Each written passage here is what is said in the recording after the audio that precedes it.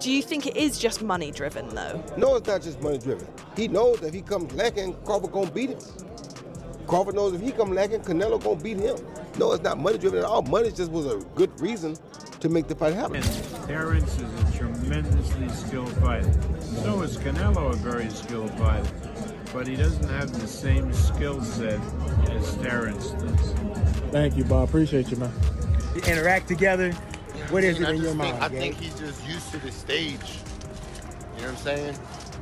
It's a different stage, man. But I don't know, man. It's like... It felt like Terence Crawford versus Canelo Alvarez delivered the exact spectacle fans had been waiting for. In the aftermath, boxing insiders reflected with admiration on the build-up and the electric atmosphere that surrounded the bout. Many pointed out how impressively Crawford handled the passionate Mexican crowd and the intensity that came with it. Both men carried themselves with mutual respect, fully aware of the historic weight resting on their shoulders. For Canelo, the risk lay in protecting his super middleweight legacy, while Crawford aimed for the unprecedented feat of becoming a three-division undisputed champion, a challenge many analysts considered almost too much to ask. Yet, Crawford's composure, focus, and poker-face determination left little doubt that he belonged at the very top of the sport. Moves from the Mexican fans really well, and then towards the end of the press conference, he's so succinct and pithy in everything he says, Bud, that his supporters eventually came to the fore in the arena. He's incredibly popular. Canelo's he's not arrogant, but he's got so much self-belief. And then it's like a game of ping pong, back and forth all the time. Great atmosphere. We've had a brilliant day interviewing so many people about it. Today makes me feel really stoked about this fight now. Stoked? Great word. Stoked. There's a lot of respect between both guys. I think they both know what they've got themselves into. Obviously, Terence is on the precipice of history. 3-weight undisputed champion, not been done in the modern era. And obviously Canelo Alvarez, he's taking a big risk here. He's fighting what everybody's saying is the smaller guy. But when he was up on that stage, both guys paying an awful amount of respect to each other, both admitting that this is a 50-50 and could go either way. Yeah, no nostalgia. They were asked about nostalgia and the biggest fight of their lives. Neither man wants to think about those things. They know they've got an elitist fighter in front of them. Canelo, like you say, has his legacy to lose in many ways that he's created in recent times at super middleweight, being undefeated in that division for six and a half years against a guy that's come up from lightweight. Let's not forget that he beat Ricky Burns to win the world title at the beginning. It's a massive ask for Terence Crawford still, but there's that feeling in all of us that he is capable of doing it. And he presents that the whole time. He's got this poker face. He's got this ability to respond in the right way to everything. At the higher weight, Crawford showed he could command Canelo's respect by refusing to back down and standing firm in the exchanges. Observers pointed out that he didn't resort to a purely defensive, Mayweather-like style. Instead, he stayed true to his own identity, blending sharp counters with intelligent movement. Canelo's relentless pressure and trademark power served as constant reminders of his dominance at super middleweight, while Crawford's composure and adaptability underscored his own greatness. The clash carried echoes of the challenges Canelo had faced in the past, yet its intensity made it feel unlike anything before. 68 pounds. It is 8 pounds. It is going to be a bit of a mystery how he comes into this weight class. There were some rumors of a shoulder injury. I'm not putting any stock into that because I don't think we can unless there's anything official really out there. Point being, there's got a lot of question marks around Terence Crawford. This video, we are going to suppose that those question marks are answered in full force by Terence Crawford being an absolute monster at this weight class. It's a lot of assuming, but it's kind of what we have to do to see the best version of Terence Crawford in this fight. So let's assume the weight doesn't bother him. Let's assume he is fully healthy, not injured. Let's assume that Canelo's power is not too much from him coming up from 147, 154 to 168. Assume all that's true. How does Terence Crawford win this fight? Number one, he has to get Canelo's respect early. Terence Crawford is not going to fight this fight on his back foot, circling around the ring like William Skull or Edgar Berlanga, any of these guys that got hit by Canelo and went, ooh, no, I don't want any part of that. That can't happen. And do not forget, by the way, that Charlo was 154 undisputed champion. When the dust settled after this monumental clash, many echoed the sentiments of Carl Froch and Hamza Shiraz. Crawford's skill set, timing, and unshakable composure on such a massive stage left a lasting impression. At the same time, Canelo's legacy loomed over the entire bout. Having shared the ring with the likes of Gennady Golovkin and Floyd Mayweather, opponents who forced him to sharpen and refine his craft, Canelo brought a wealth of experience that defined his presence here. His power remained a force that commanded respect, not only from the crowd but also from every analyst watching ringside. The fight revealed a fascinating contrast: Crawford's frightening precision against Canelo's proven strength at the sport's highest level. Ultimately, it was less about proving who was superior and more about celebrating the greatness of both men, one solidifying his reputation, the other continuing his enduring legacy. Talk about Crawford, Canelo, before we move on to young Canelo. Yeah. Who you got for this? I mean, this is an exciting fight. What's your pick for this one? I think Canelo's going to win rounds 8 to 10 knockout. I think he'll get stoppage, yeah? Yeah, I think he's going to get the stoppage. I think...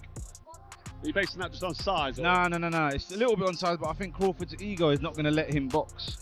You got to remember. So you think he'll take him on? Yeah. I think he'll try. He'll do what he has to do at the start. Realise it's not going to work. Later on, try and match him, and that's it. Yeah. See, I think if Crawford's got to do the job, it's got to be boxing, moving, keeping. That's the only way it can do that. He can't fight him, can he? No, he can't fight. And you're saying there he gets drawn in because he just might do because he's unbeaten. He fancies himself as a bit of a tough. Well, he's tough, isn't he? He's tough, strong. He does everything well. Yeah. But at this weight, but Canelo was down at welterweight when he started, up at light heavyweight, and obviously been beat. He lost to Mayweather and lost to Dimitri Bivol. Yeah. Bivol was too much for him. Yeah. Back down to super middleweight now. That's probably his comfortable weight.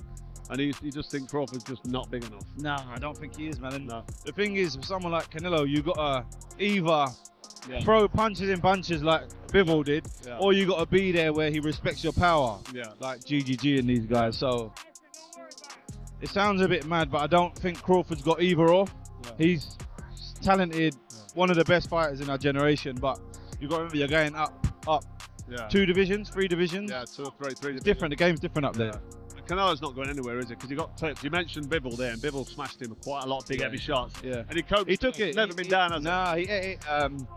And it didn't phase him. So I don't see how Crawford can hurt him, to be fair. The contest underscored the stark contrast between a natural super middleweight and a challenger daring to push himself at a higher weight. On one side stood the seasoned 168-pounder, able to absorb punches that would trouble most fighters, while on the other was a master of sharpness, adaptability, and relentless activity, determined to match the pace. The exchanges brimmed with power, timing, and high-level adjustments from both men, keeping the result uncertain at every turn. As the rounds progressed, fatigue and sustained pressure began to tell, setting the stage for dramatic swings and tense moments in the closing championship rounds. Quite difficult to read. Canelo's not as difficult. Canelo's just so much more experienced. And yes, they're going to look physically the same. He's the natural 168-pounder.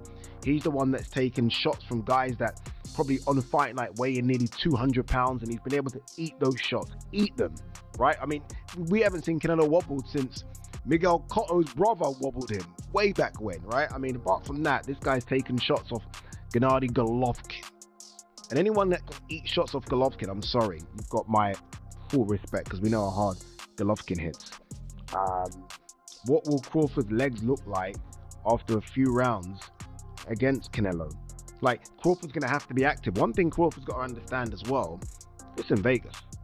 If you want to beat Canelo, you got to beat Canelo. A bit like Bivol did. You've got to make sure there is no arguments. It's all said and done. I did way more work. So Crawford's got to be busy. Canelo, we just know, isn't going to revert back to Canelo of 7 years ago. It ain't going to happen. So what Canelo does do is he tries to hurt you with one big shot now. He won't load up. He will tap you, then bang. I think we've seen that, especially that shot he throws where it looks like he's going to go to the body, then it goes up top. He's really good at that shot. So Crawford's got to look out for that. I think Crawford wins quite a few of the early rounds. And then I think the weight of Canelo's punches, the weight in Crawford's legs start to take some impact. And I think Canelo starts to eat a lot of the second half of the fight rounds. And then I think it comes down to who can do something in 11 and 12 championship rounds. I really do believe that's how it's going to play out. I've got a feeling that Canelo will hurt Crawford. In the aftermath, discussions inevitably turned toward the topic of speed and drug testing. Questions lingered over whether Canelo faced the same level of scrutiny as others in the division, though the fight itself rightly remained the centerpiece of conversation. Both men showed exceptional discipline, their fitness and conditioning clearly the product of months of intense preparation. Crawford earned widespread praise for carrying his skills set up in weight, while Canelo's durability, withstanding crisp, clean punches, reminded fans why he has reigned at the top for so long. Still, the shadow of doping debates lingered in the background. Not as a direct accusation this time, but as a recurring narrative that seems to follow Canelo whenever he steps into the ring. Around to hold on to dope people, right? His whole camp, we all know 7 people's been busted there. So how and why? No one asking about if he's been dope tested for this mega fight, right? And that's what I've been watching for, and that's why my interest is waning. My interest, because I understand that there's people who don't care. You know what I call boxing here? BTBG, beat the black guy. That's what I call boxing. That's what I've been seeing for years, right? Example, who gave a damn when Devin Haney was cheated with Ryan Garcia? Full of dope. All they were doing is celebrating a win, is what they were calling it, with somebody dope. Bob Arum's reflections captured the heart of what unfolded in the ring. Crawford displayed his trademark intelligence, seamlessly blending offense with defensive adjustments, while Canelo leaned on the depth of his experience. Though no longer as quick or flashy as in his earlier years, Canelo's skill carried the weight of refinement. Observers noted how he relied more on ringcraft than sheer volume, pacing himself carefully to create openings for his power shots. Crawford, by contrast, carried the aura of a man intent on proving that skill can transcend divisions. The fight became a study in contrasts, the youthfulness of approach versus the maturity of a seasoned champion.